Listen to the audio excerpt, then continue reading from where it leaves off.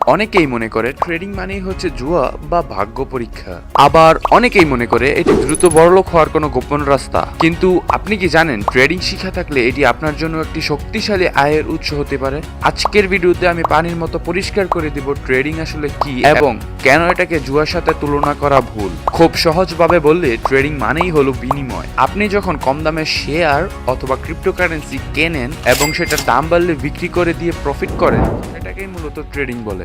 যেমন ধরুন, আপনি বাজারে গিয়ে কম দামের চাল বা ডাল কিনে বেশি দামে বিক্রি করলেন, এটাও এক ধরনের ট্রেডিং। ডিজিটাল প্ল্যাটফর্মে আমরা এই কাজটি করি গ্রাফ আর চার্ট দেখে। ট্রেডিংকে জুয়া বলার পেছনে মূলত কারণ হলো না বুঝে কাজ করা। জুয়াতে মানুষ না বুঝে টাকা লাগায় এবং ভাগ্যের উপর নির্ভর করে। ঠিক তেমনই আপনি যদি অ্যানালাইসিস না বুঝে মানুষের কথায় হুজুকে পড়ে টাকা ঢালেন, সেটাও আপনার জন্য জুয়াই হবে। কিন্তু এটাই কি আসল ট্রেডিং?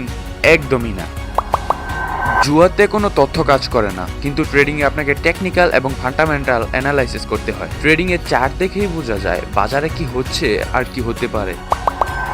জুয়াতে সব পাবেন না হয় সব হারাবেন, কিন্তু ট্রেডিংয়ে স্টপ লস নামেও একটি অপশন আছে, অর্থাৎ আপনি কতটুকু লস করবেন সেটি আপনি নিজেই সেট করে রাখতে পারবেন। জুয়ারিরা একদিন জিতলে 3 দিন হারবে, কিন্তু ট্রেডিংয়ে আপনার দক্ষতা দিয়ে বছরের পর বছর প্রফিট বের করে আনতে পারবেন।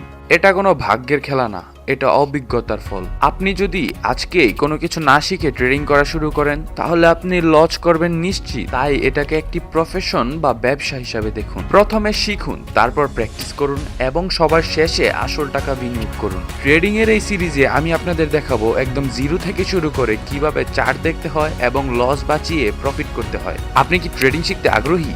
তবে এখনই সাবস্ক্রাইব করুন আর আমাকে কমেন্ট করে জানান আপনি ট্রেডিং সম্পর্কে আর কি কি জানতে চান। আবার দেখা হচ্ছে আপনার সাথে পরের ভিডিওতে। ধন্যবাদ।